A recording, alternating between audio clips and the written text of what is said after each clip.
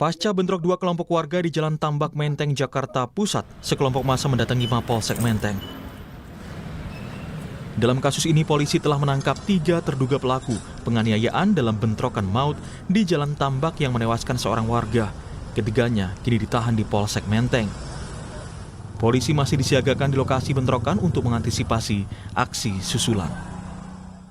Secara penegakan hukum telah mengamankan 3 orang warga yang terlibat di dalam melakukan penganiayaan tersebut, yaitu Saudara S, Saudara T, dan Saudara U, yang saat ini sudah diamankan di Polsek Menteng, dilakukan pemeriksaan secara intensif untuk mengetahui asal-muasal peristiwa tersebut.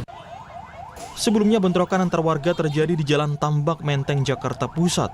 Keributan terjadi saat sejumlah motor berkenal pot brong menggeber motor di sebuah warung. Tak terima ditegur warga, pengendara motor itu pun melakukan serangan yang berujung dibalas warga. Sebuah bangunan dan sejumlah motor dibakar massa.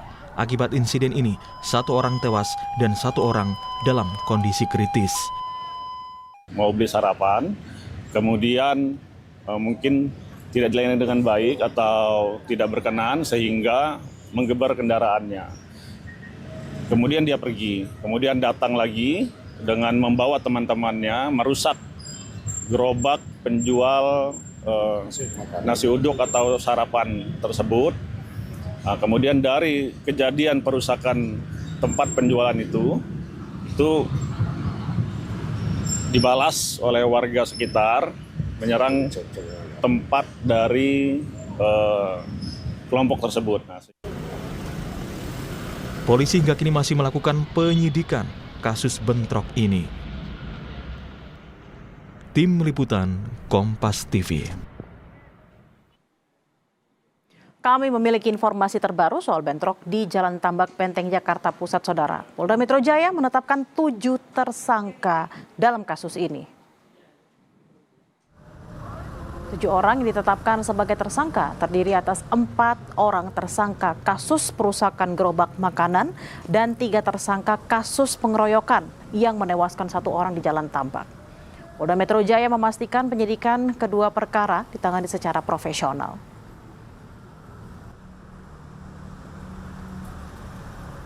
4 orang tersangka terhadap pengerusakan gerobak warga. Ini juga dari keterangan 8 saksi, termasuk petunjuk dari CCTV dan alat-alat bukti lainnya. Selanjutnya tentang perkara yang kedua, terjadinya pengeroyokan mengakibatkan hilangnya nyawa orang lain.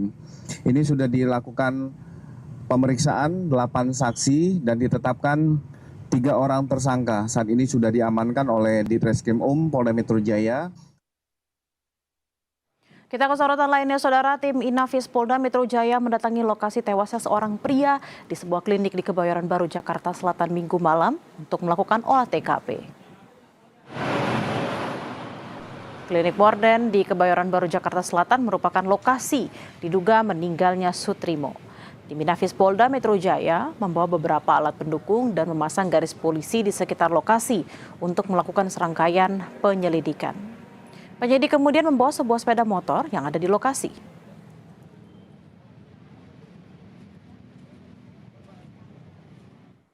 Sebelumnya, Saudara, warga dihebohkan dengan kematian tak wajar seorang pria di sebuah klinik di kawasan Kebayoran Baru, Jakarta Selatan.